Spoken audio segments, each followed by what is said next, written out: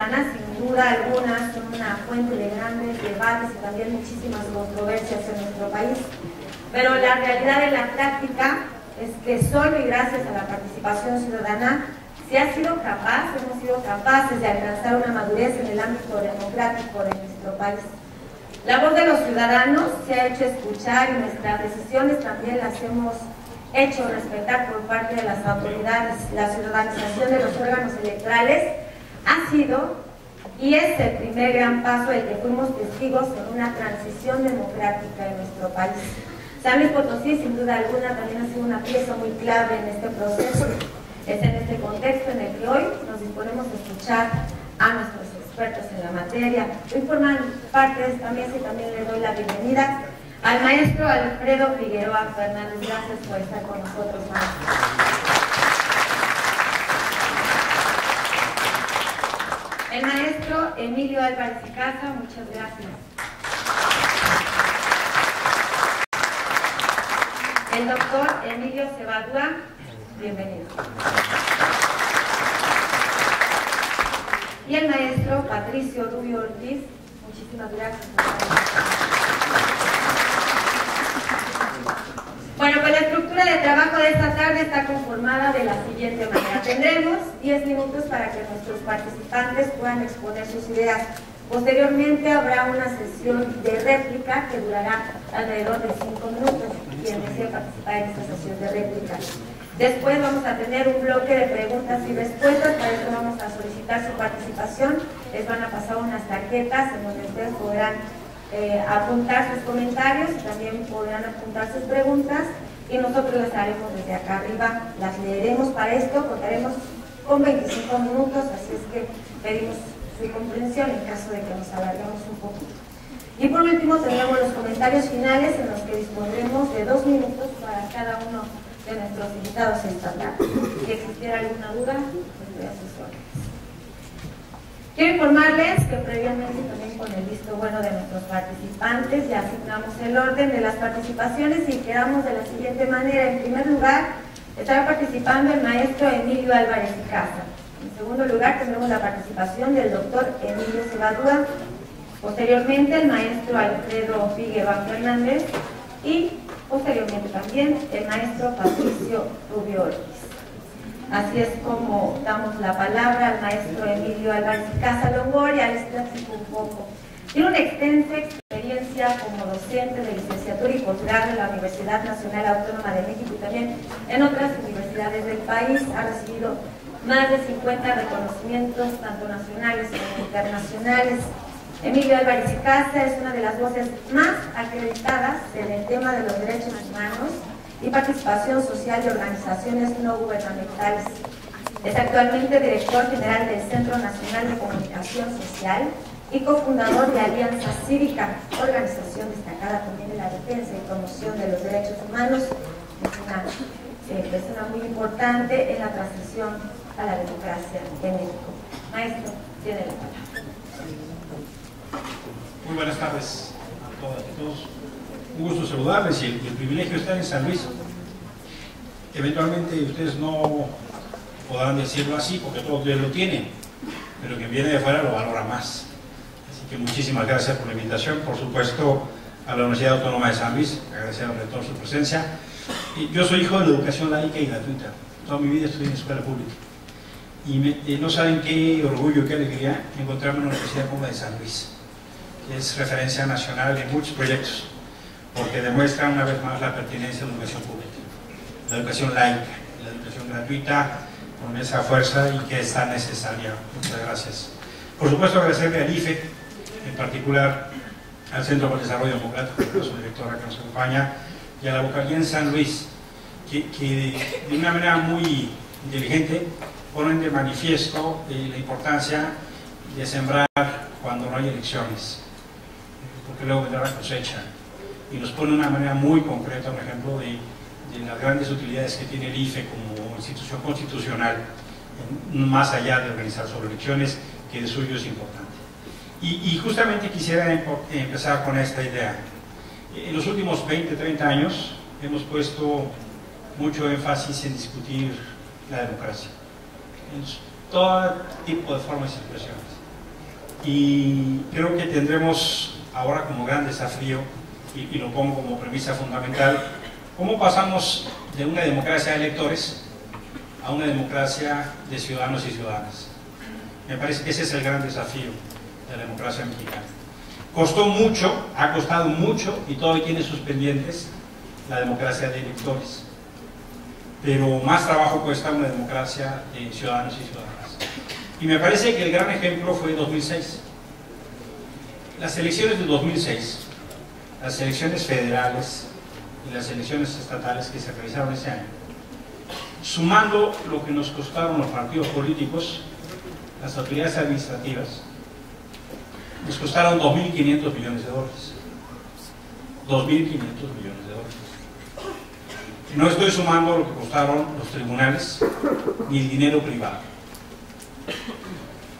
Si yo tuviese que pagar por un producto 2.500 millones de dólares, pues como consumidor yo diría, me quiero algo muy bueno. Pero al final de la compra del producto, me encuentro que el resultado deja un país dividido, polarizado, confrontado, donde se volvió un insulto decirle a la gente su preferencia electoral o su ideología. Hubo lugares de este país donde se reventaron los medallones de los carros porque tenían la calcomanía de un partido. Hubo lugares de este país donde los vecinos se golpeaban entre sí por la identidad con uno u otro candidato o uno u otro partido. Y eso, en mi entendimiento de las cosas, demuestra que fracasamos en la construcción de los valores de la democracia. Me explico. La democracia no solo es un sistema para elegir gobiernos. La democracia es un sistema complejo de ejercicio de derechos que supone ciertos valores. Y un poco la pregunta es, ¿qué pasó con esos valores? Que cuando más los necesitamos, brillaban por su ausencia. No solo las reglas mínimas, básicas de la democracia electoral, que aunque haya muchos códigos y muchos acuerdos, uno puede caricaturizar en 3 reglas básicas: respeto a las reglas, respeto al árbitro, respeto al resultado. Ninguno de los actores respetó esas 3 reglas, en mi entendimiento de las cosas.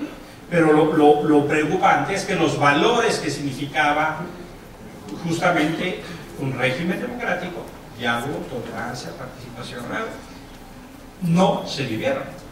Entonces yo creo que la prueba que tuvimos, más allá del resultado electoral, significó al descarnado las debilidades estructurales que este país tiene, y por eso planteo como pregunta principal cómo construimos una democracia de ciudadanos y de ciudadanas. Y en ese entender, sí claramente veo que hay desafíos, y cuando uno revisa algunos de los elementos de lo que significa cómo participar en esa ciudadanía civil y ver rápidamente algunos instrumentos de medición, pues saltan a la vista temas donde la vivencia de los derechos no está del todo concretada. Y ahí me parece que esa es justamente una de las primeras anclas que tenemos que tomar en cuenta: el reconocimiento del ejercicio de los derechos como forma cotidiana de la democracia. Casi 8 de cada 10 mexicanos considera que en materia de seguridad la situación es peor que el año previo. Y en realidad los datos están mostrando que son mucho peor. Si nos vamos a algunos informes, por ejemplo, como los que se han presentado en el ámbito de derechos humanos, Amnistía Internacional, el Departamento de Estado, la Unión Europea, el Centro de Derechos Humanos Miguel Agustín Pro, el informe Buen Día, todos los datos que tienen que ver con el ejercicio del periodismo y de los defensores de los derechos humanos son de alarma, gravemente. En lo que se refiere a la ciudadanía política, pues sí, hay graves alarmas en términos de lo que podríamos llamar la crisis de representación. Consulta Mitofsky hizo una encuesta preguntando sobre las 15 instituciones nacionales más conocidas. De esas 15 instituciones, los senadores ocuparon el lugar número 10, los diputados el 14 y los partidos políticos el 15, de 15 estudiadas. Entonces es muy preocupante, porque quienes diseñan y aplican las leyes son este tipo de instituciones. Son los partidos políticos, son los diputados, son los senadores, los que diseñan las leyes. Entonces tenemos una crisis de representación, y luego la otra parte de la ecuación que aplica las leyes también tiene muchísimas dudas. Otra de las instituciones peor calificadas fueron los jueces y los policías. Entonces tenemos una crisis muy severa, porque no creemos, o creemos poco, en quien diseña las leyes, y creemos poco en quien aplica las leyes, por lo menos en materia tan crítica como seguridad.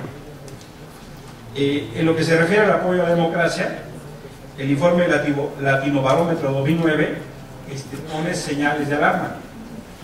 En promedio, en este país, se empezó a medir el apoyo por la democracia, y entre 96 y 2008, estos 12 años se midieron, el 51% de los mexicanos manifestaba su apoyo a la democracia. De por sí es bajo, 1 de cada 2. Entre el 96 y 2008, 5 de cada 10 mexicanos manifestaban su apoyo a la democracia. En 2009, el porcentaje disminuyó a 42%. Quiere decir que 4 de cada 10 mexicanos y mexicanas apoyan la democracia como forma de gobierno. Esto colocó a México como el país de América Latina con el menor nivel de aprobación, junto a Guatemala. De todos los países estudiados por Latinobarómetro, el menor nivel de aprobación fue el de México. Y también hay algunos datos que tienen que ver, que a mí me parecen de alarma. Por ejemplo, el 56% de las personas dijo que México, bajo ninguna circunstancia, apoyaría a un gobierno militar. 56%. Pero 58% están de acuerdo que los militares remuevan al presidente si este viola la Constitución. 6 de cada 10. Y cuando se les pregunta si apoyarían un golpe de Estado, 27% de los mexicanos dijo que sí. Esos son datos del 2009. Entonces, me parece que ahí, en todo lo que se refiere al ejercicio de la ciudadanía civil y política, este país tiene gravísimos desafíos. Si nos vamos al otro lado de la ecuación, hasta aquí las noticias buenas, estas son las buenas. Si nos vamos a lo que tiene que ver con el ejercicio de los derechos económicos, sociales y culturales, el desafío se vuelve mayor, porque ahí interviene un fenómeno muy dramático, donde la boleta no está significando la mejoría de las condiciones de vida. La mitad de la población está en condiciones de pobreza. El derecho a la educación, a la salud, a la alimentación, están en un grave riesgo. Entonces, por eso me parece que en la lógica de la construcción y del debate de la ciudadanía, tiene que ver justamente el reconocimiento de los derechos como ancla, tiene que ver clarísimamente en entender que en los procesos de la construcción de una democracia de ciudadanos necesitamos ahondar muchísimo más los procesos, no son, yo diría, no educativos, sino de praxis y de exigencia. Durante mucho tiempo el IFE ha puesto una parte muy importante en la formación de cultura, pero me parece que no es suficiente. Me parece que tenemos que llevar a ahondar mucho más en la praxis, porque lo que en realidad estamos viendo es que nuestra vivencia de los ejercicios democráticos son muy limitados. Tenemos eventualmente islas de ejercicios democráticos. Las escuelas no son muy buen ejemplo, los trabajos menos ejemplo, las iglesias ni hablamos, porque con eso que son un reino, ahí las cosas de la democracia no permean muy bien. Entonces, en realidad, la pregunta que yo creo que tenemos que presentarnos y presentarle al IFE es cómo generar procesos educativos que generen vivencia de construcción de democracia. Y ahí sí creo que, en honor a la verdad, sería irreal pretender que el IFE hiciera sola esta labor. Porque por mucho que tenga ese mandato constitucional, no le corresponde. En gran medida, el sistema educativo mexicano tiene ahí un principalísimo desafío. Y el sistema educativo que tenga como objetivo más formar ciudadanos que formar obedientes. A veces en el sistema educativo a mí me da la sensación que el producto que se desea son niños y niñas que aprendan a obedecer, no que aprendan a pensar. Y ahí tenemos un núcleo extraordinariamente difícil en la construcción de una cultura de derechos. También me parece que ese desafío tiene que ver y tiene que extenderse en las prácticas de cómo se dan los mecanismos de participación. Por ejemplo, los niveles de organización entre los ciudadanos.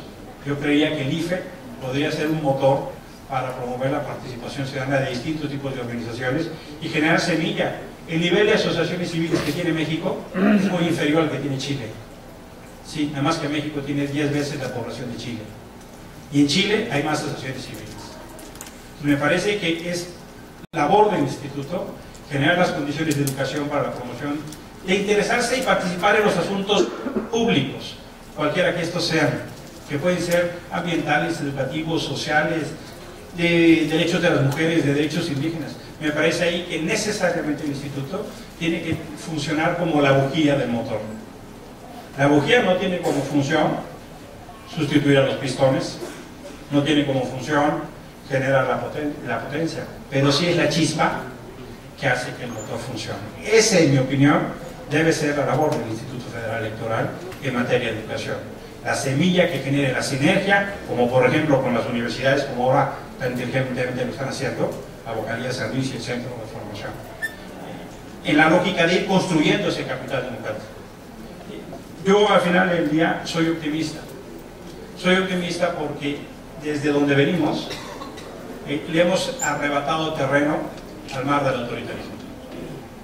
Desde la lógica no solo de la vivencia de los derechos, sino de México que no se atrevía a ganar terrenos, que no se atrevía a ejercer esa ciudadanía. Hoy sobre todo veo, sobre todo en ambientes mucho más jóvenes, haga la expresión, otro término de relación, la presencia de las mujeres en las universidades, el uso de las nuevas tecnologías. Hay un proceso de democratización, pero que lamentablemente no está llegando a las instituciones. Y con esto terminaría. Me parece que en este proceso de la reforma política es indispensable romper el monopolio de los partidos, bajar el dinero de las elecciones. No es posible que cuesten tanto, ofende ese costo en las elecciones, cuando las universidades como esta tienen que hacer tantos esfuerzos para conseguir recursos para operar, y que también se dedique el dinero a lo sustantivo de la democracia. Muchísimas gracias por su atención.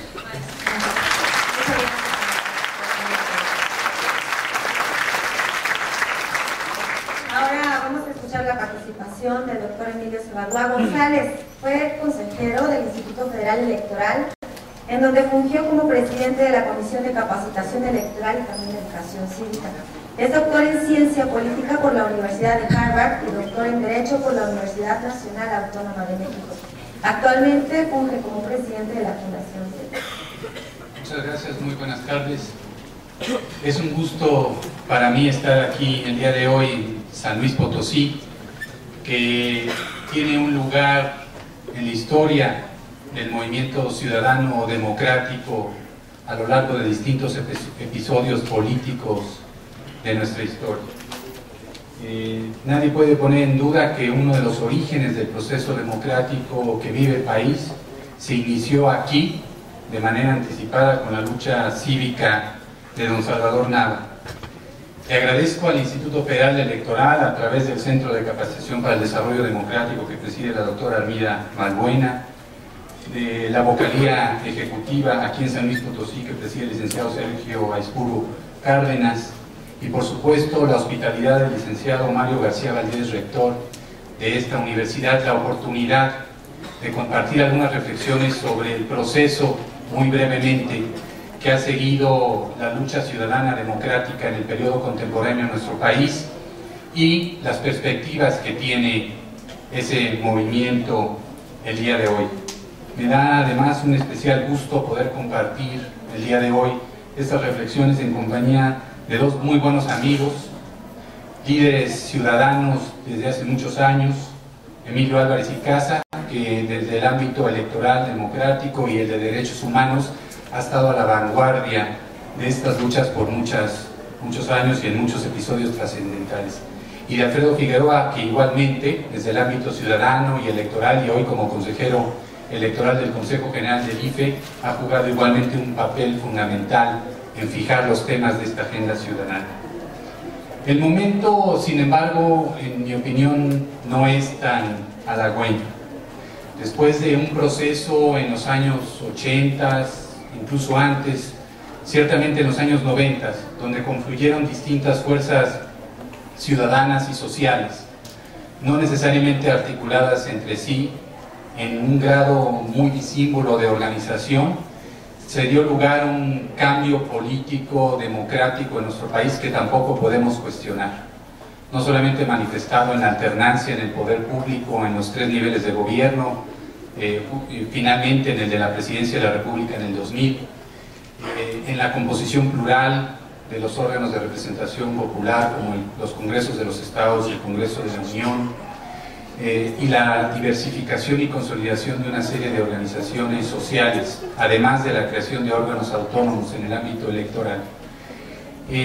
Ese éxito podríamos hoy en retrospectiva argumentar que se dio muy rápido y quizás incluso, con toda responsabilidad podría decir, quizás también demasiado fácil.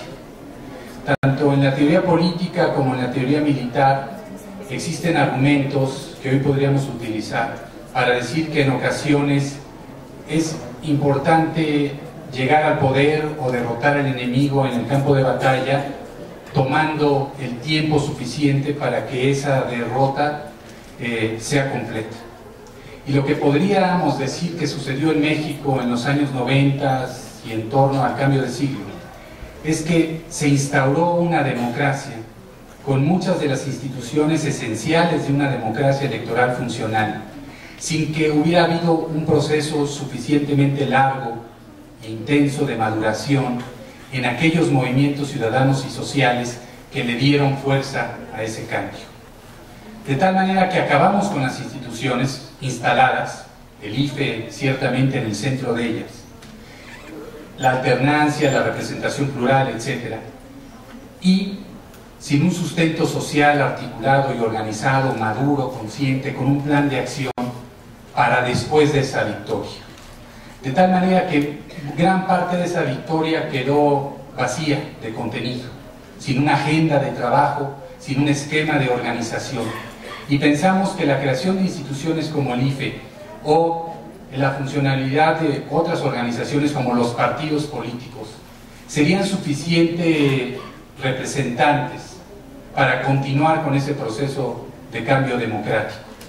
Y lo que sucedió en muchos casos desde esas instituciones es que cuando quienes las dirigían voltearon hacia atrás y hacia abajo, se encontraron con que la sociedad civil que había operado en los 80s y en los 90s con una gran fuerza se había dispersado, desarticulado o desaparecido, y que muchas de esas instituciones se quedaron sin el respaldo y por lo tanto sin la presión para continuar adelante, enfrentándose a enemigos u obstáculos que seguían ahí intactos porque habían sido derrotados muy rápido y sin haberles realmente socavado en sus bases de poder. De tal manera que 10, 15, 20 años después de esas primeras muy importantes victorias del cambio democrático en el país, nos encontramos con que muchas de esas instituciones han sido vaciadas de contenido, otras se han desvirtuado, aquí incluyo a los partidos políticos, de sus fines sociales fundamentales, para convertirse todos ellos parte de un aparato estatal sin una base social que los impulse hacia la continuación y profundización de ese cambio democrático por el que se pagaron muchas vidas y muchos esfuerzos en las décadas anteriores en muchos campos de batallas, incluyendo aquí en San Luis Potosí. De tal manera que hoy nos tenemos que nuevamente preguntar, a 10, 15 o 20 años de esa clímax del movimiento social democrático, ¿dónde estamos parados y cuál es la agenda del futuro? Y tendríamos que abordar por lo menos 4 grandes temas, me parece a mí, para redefinir esa agenda. Primero, lo que está en la discusión entre la opinión pública y entre los especialistas en ámbitos académicos como este. ¿Cuál es el papel y la naturaleza y el sentido de los partidos políticos? Los hemos dotado de una representación popular que no necesariamente se ganan con su trabajo cotidiano. Los hemos dotado de recursos públicos, de apoyos y reconocimientos del Estado, a cambio prácticamente de nada. Los partidos políticos pues tienen que ser parte de una agenda de reforma y de reestructuración para que jueguen el papel que tienen que jugar en un proceso de cambio democrático realmente con bases sociales. Tenemos que replantear el papel y la ubicación de esas instituciones democráticas, no solo del IFE y los institutos electorales estatales, sino mucho más ampliamente de otros poderes públicos como el Congreso, como el propio Poder Judicial, para volverlos a enmarcar dentro de un proceso de cambio democrático, presionándolos para que asuman como propias agendas de cambio que en un sentido les dieron legitimidad y las actualizaron en la historia de nuestro país, para después ellos poderles darle la espalda o olvidar esas agendas sin ninguna consecuencia. Necesitamos redefinir nuestra cultura política, actualizarla a los tiempos actuales de una lucha democrática que se lleva a cabo y se debe llevar a cabo de manera distinta a la que se llevó a cabo en los 70s, en los 80s y en los 90s. Necesitamos reconocer que hay nuevas generaciones, como la de ustedes en buena medida, que ya creció bajo un nuevo marco de cultura y de instituciones políticas, y que sin embargo tiene la responsabilidad y tiene el derecho de exigir nuevas condiciones y condiciones más amplias de la democracia. Necesitamos introducir una cultura democrática en el quehacer cotidiano de los poderes públicos. Necesitamos una interpretación democrática de la ley.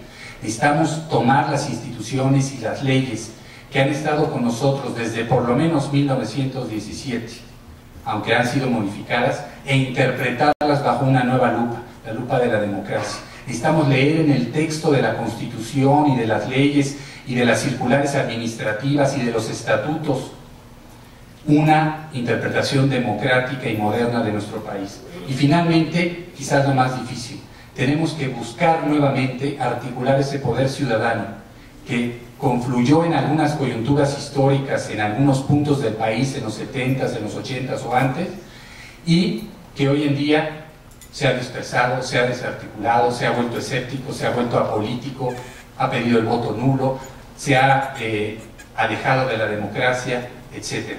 Tenemos que replantear ese poder ciudadano, porque finalmente ese poder ciudadano organizado es el único que le puede exigir a las instituciones públicas, a los partidos políticos, a los gobiernos, que la agenda democrática por la que se luchó tanto y que tuvo una victoria en los 90s y a principios del siglo, pueda nuevamente renovarse. Muchas gracias.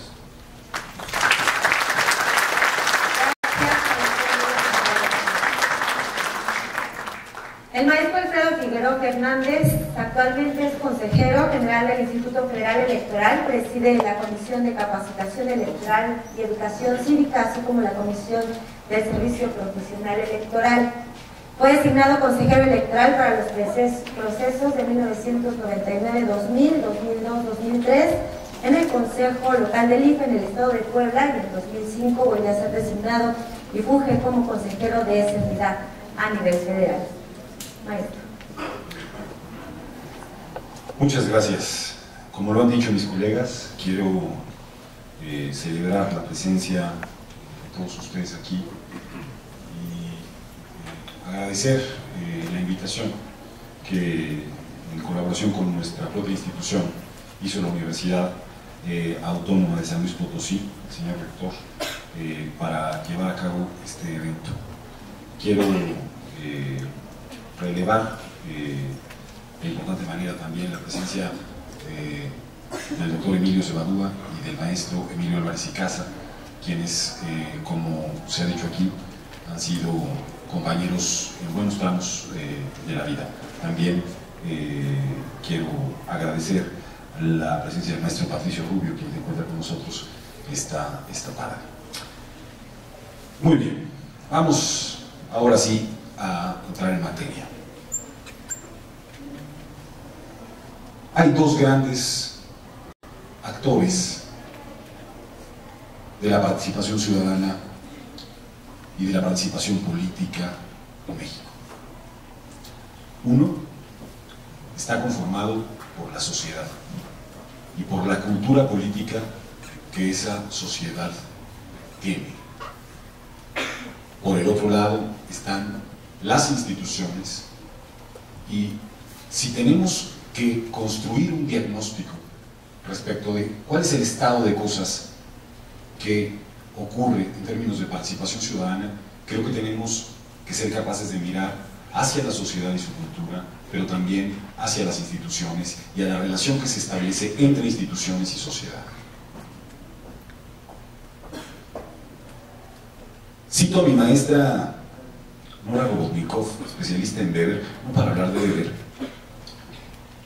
sino para recordar lo que me decía que ocurría en Argentina cuando dos coches chocaban. Se bajaban los argentinos muy molestos y se gritaban de cosas estas que dicen los argentinos, que no voy a repetir aquí, y se decían: ¿quién te crees vos que sos? Uno diciéndole al otro: somos iguales, no te confundas. ¿Y en México? Chocan dos coches. Y lo que ocurre es: no sabes con quién te estás metiendo, güey.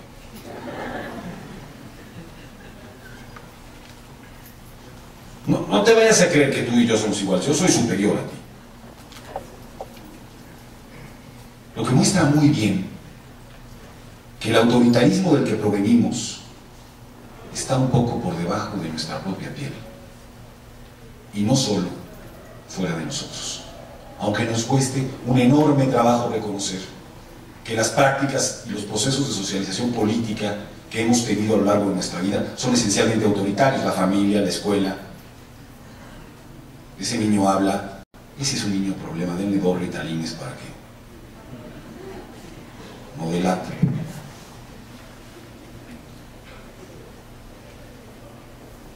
Y de pronto, decía Emilio Cebadúa, fue muy rápido, decía, que llegamos a la democracia. Voy a tener que decir los apellidos, porque si no... Fue muy rápido la llegada a la democracia. Yo diciendo, en principio, yo sé que va a haber una cosa de réplica, pero yo no creo que estuviéramos llegando a la democracia. Sí hubo cambios muy importantes asociados a la construcción de procesos de elección democrática, pero estamos lejos de estar en un Estado democrático de derecho, en donde la vigencia de los derechos pueda ejercerse de modo cotidiano. Si así caracterizamos a la sociedad, ¿cómo caracterizamos a las instituciones? Me voy a otro ejemplo que hablaba con mis compañeros del Instituto Federal Electoral esta mañana. Yo me sorprendí muchísimo andando por las calles de España cuando los policías me saludaban y les decía: me han de haber confundido con el rey de Asturias, con el príncipe de Asturias, una cosa de esta. Y no, me saludaban porque yo era un ciudadano. Y ellos saludan a sus jefes, que son los ciudadanos. Y otra vez vamos a la plaza de aquí de San Luis Potosí. Y ahorita que llegaba, aunque vi 2 o 3 policías, no había ninguno que me saludara diciendo: a sus órdenes, ciudadano, porque estoy yo para defenderlo. Vi que algunos ciudadanos se cruzaban la calle como dándole la vuelta a la policía. Nos alejamos de las instituciones públicas. Por si esto fuera poco, tenemos un panorama en donde una suerte de poderes, como los medios de comunicación, se empeñan en decir, especialmente los monopolios que existen en México en esa materia, como existen en otras materias, que las instituciones son de lo peor que hay en el país, que la política no sirve como instrumento de transformación de la vida, que no vale la pena, que todos se tienen que ir. Y muchas veces las instituciones dan buenas razones para que haya una crítica y un cuestionamiento sistemático. ¿En dónde, pues, se dirime el problema y la evidencia que ahora nos ha planteado Emilio Álvarez y Casa, diciendo: hay una enorme distancia entre los gobernados y los gobernantes? Hay una enorme distancia entre las instituciones y los ciudadanos. En el propio Instituto Federal Electoral, cuando llegamos a sus oficinas, encontramos a un policía, que no es, digamos, el mejor espectáculo que tendría que recibir un ciudadano cuando llega a su casa, a su espacio. ¿Qué relación estamos dándonos entre las instituciones y los ciudadanos? Yo aquí presento uno de los primeros dilemas. Tengo la impresión de que tenemos que reformar nuestras instituciones de manera muy importante, y nuestras instituciones tienen que empezar por entender un principio. En este país ha habido participación política fundamental, pero por otros mecanismos distintos a las de los ciudadanos, que se reconocen como tales. Ha habido un movimiento obrero fundamental en la historia del país, un movimiento sindical, un movimiento de maestros, un movimiento de médicos, movimientos estudiantiles, movimientos regionales, pero movimientos de ciudadanos es un fenómeno reciente en el país. Cuando el presidente Zedillo le gritaba a los ciudadanos, ve que gritaba con mucha frecuencia, con un tono agudo de voz, los ciudadanos seguían caminando. Ellos eran otra cosa, o se sentían otra cosa culturalmente. Eran pueblos, y estaban maestros, volteaban, obreros, volteaban, médicos, pero ciudadanos. Asumíamos cosas como cuando se dio la alternancia en el 2000, que de modo mágico se esperaba que al día siguiente de que el señor Vicente Fox llegó a la presidencia, él mismo declaraba: hemos alcanzado la democracia. Hasta ganas de ponerse un traje ese día daban. Ya el otro día vivíamos en una democracia, veníamos de siglos de autoritarismo, pero ahora democracia. Eso no es automático, no se constituye de ese modo, y tiene que pasar por otros procesos. Efectivamente, y aquí entro al Instituto Federal Electoral, tiene un papel y una responsabilidad pública que tiene que asumir. Y ha logrado sí avances y ha hecho sí esfuerzos, pero ha hecho avances y esfuerzos dándole prioridad a otros temas y no a la educación democrática y desarrollo de la cultura. Para el IFE ha sido relevante a lo largo de su historia, quizá por buenas razones, participar para organizar procesos electorales, no para la construcción de cultura. Mientras para organizar elecciones contratamos en el IFE a cerca de 30,000 personas. Para educar tenemos una oficina de 16 personas. Esa es la relevancia que históricamente hemos dado en el Instituto Federal Electoral al tema, a estos dos ámbitos de participación. Una, el de haciendo elecciones; otra, el de la constitución de una cultura. Y eso tiene que pasar por dejar de creer que la educación cívica es un ejercicio decorativo. Tiene que volverse un ejercicio público, un ejercicio que ponga de relieve los asuntos públicos y que ponga al ciudadano en procesos completos. Pensamos en el IFE de construcción democrática. Les decía también a mis colegas, y lo digo aquí, no podemos seguir pensando que el proceso de construcción de una cultura democrática puede darse a partir de dar cursos o seminarios.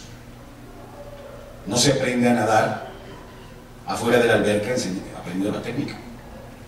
Hay que entrar a la alberca, hay que nadar, hay que tener experiencias cívicas completas. ¿Hacemos consulta infantil? Muy bien. ¿Y qué les decimos a los niños? Ya oímos su opinión. Perfecto, maravilloso. ¿Y ahora qué? ¿Cuándo regresamos a decirles lo que significa su opinión y cómo se puede modificar la práctica en la escuela con su opinión? Mientras no cerremos el círculo, será muy difícil que construyamos mecanismos de cultura. En realidad lo que estamos incentivando es: tú opina y participa, porque no va a servir para nada. En tu escuela va a seguir pasando lo que pasaba antes de que opinaras. Y eso pasa más o menos en los procesos electorales federales, cuando no completamos una reforma política que ponga de relieve no solo el ejercicio de la voluntad, sino después, ¿para qué sirve la voluntad?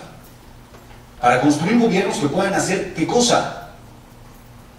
¿Y qué hemos experimentado en los últimos 2 sexenios? La suma cero.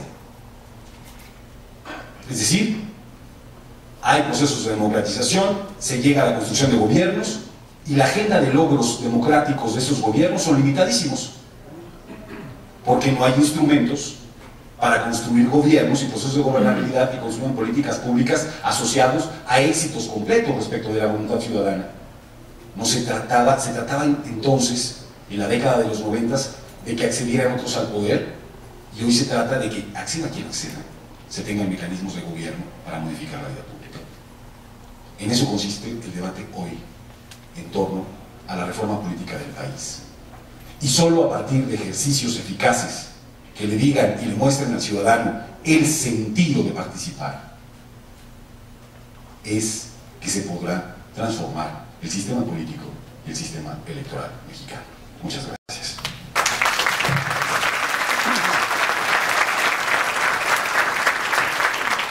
Muchas gracias.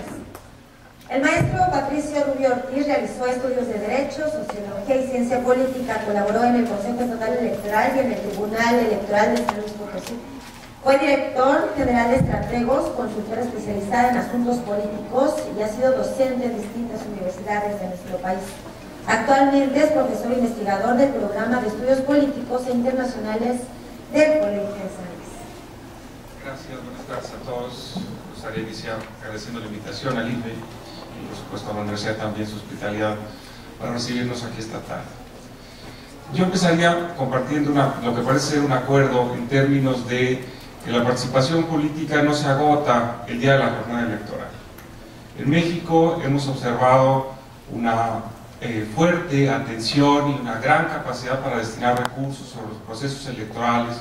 Sin embargo, es muy importante tener claro que el tema que nos convoca esta tarde de la participación política no se agota el día de la jornada. Y esto es muy importante porque si creemos eso, si creemos que la participación en los asuntos públicos se agota cuando vamos a depositar nuestro voto, creo que estamos cometiendo un error muy importante y un error que efectivamente tiene consecuencias muy concretas sobre nuestra vida cotidiana.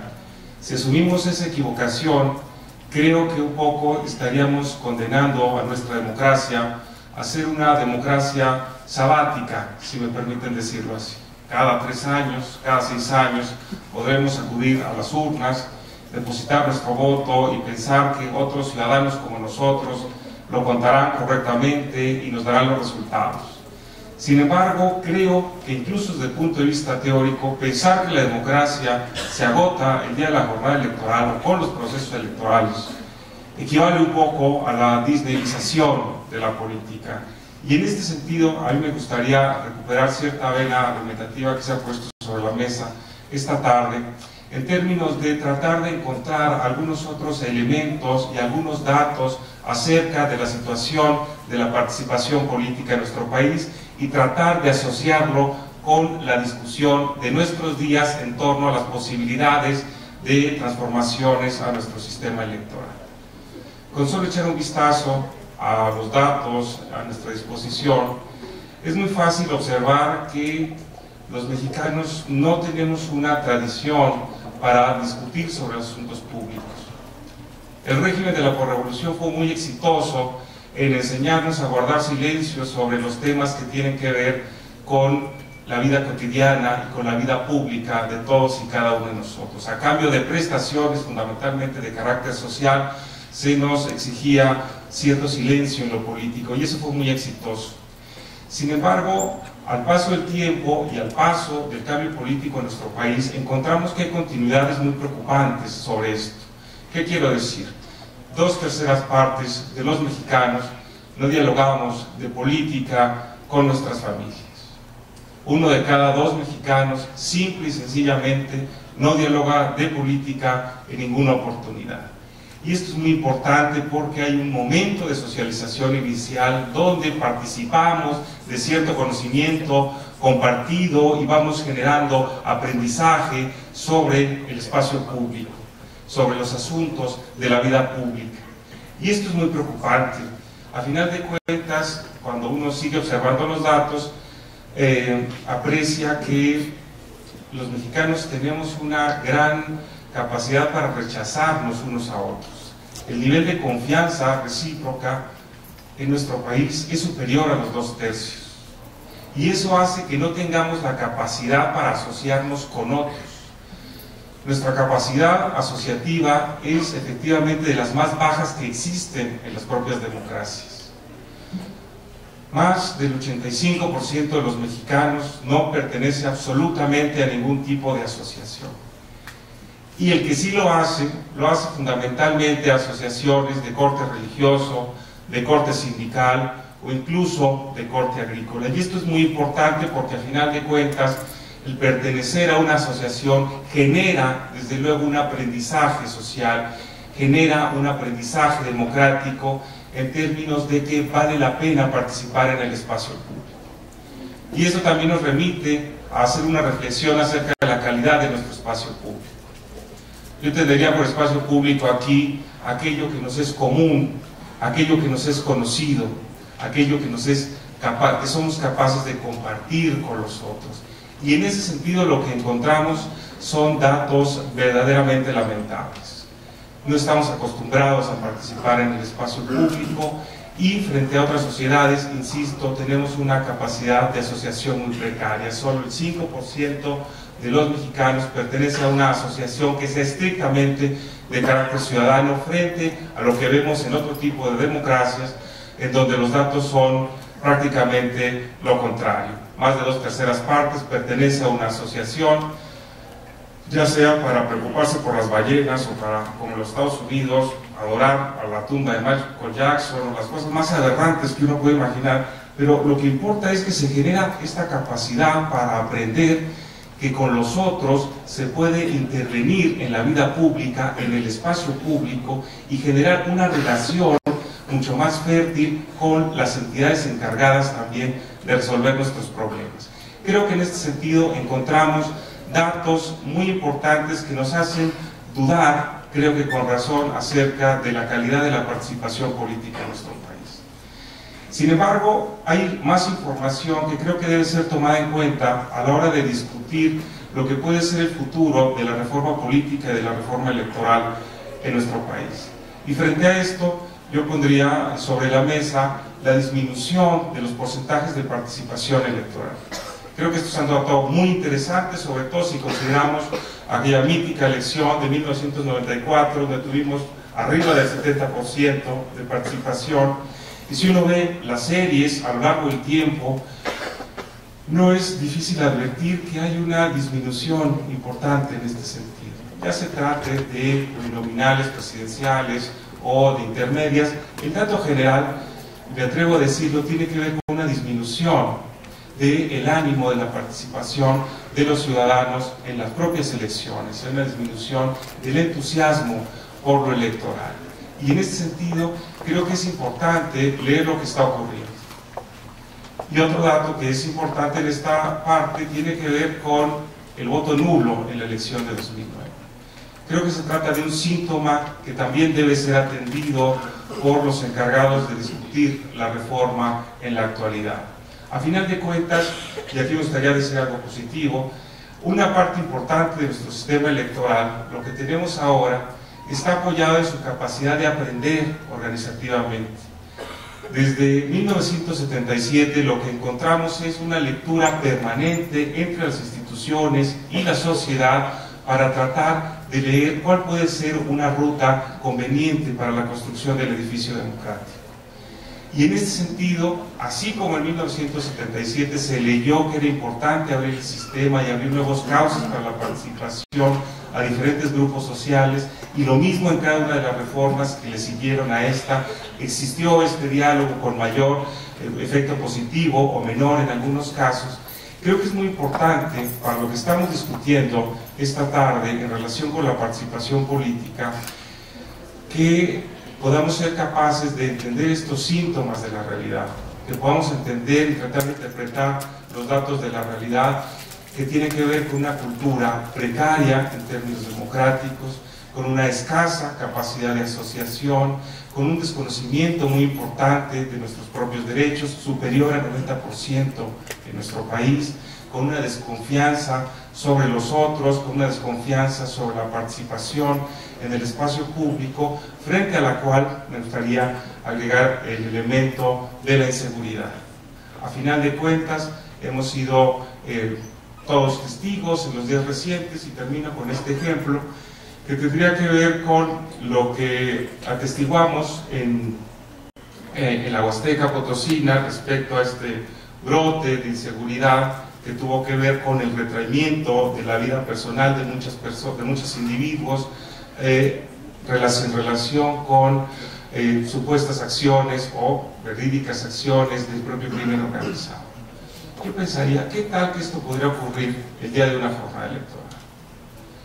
Obviamente no quiero darle ideas a nadie, ni mucho menos, pero esto es interesante porque a final de cuentas nos habla un poco de la fragilidad del tejido institucional de nuestro país. Yo no sé, ni francamente me interesa, si lograron atrapar o no a los responsables de esto.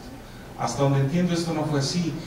Y provocar este pánico, provocar esta interrupción de la vida cotidiana fue, demostrado en la realidad, relativamente sencillo y relativamente barato. Creo que esto es un dato que debe tomarse en consideración hacia adelante, porque los datos de la realidad, la evidencia, nos muestra que no debemos bajo ninguna circunstancia pensar que concentrarnos estrictamente en los procesos electorales, en lo que tiene que ver con el día de la jornada, es una ruta positiva para mejorar el conjunto de la participación política en nuestro país. Yo terminaría con esta frase en relación con entender que la participación política no termina, no se agota el día de los procesos electorales, sino que por el contrario tenemos un horizonte mucho más amplio en el que todavía tenemos, creo, mucho que construir.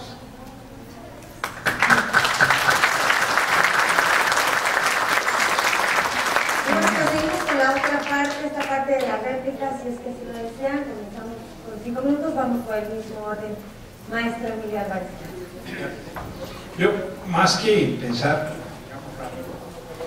decía mi tocayo, yo pienso lo contrario, que nos tardamos, pero creo que no nos hicimos cargo del peso de las inercias y las herencias, y ahí creo que estuvo nuestra ingenuidad, y lo digo en plural como país.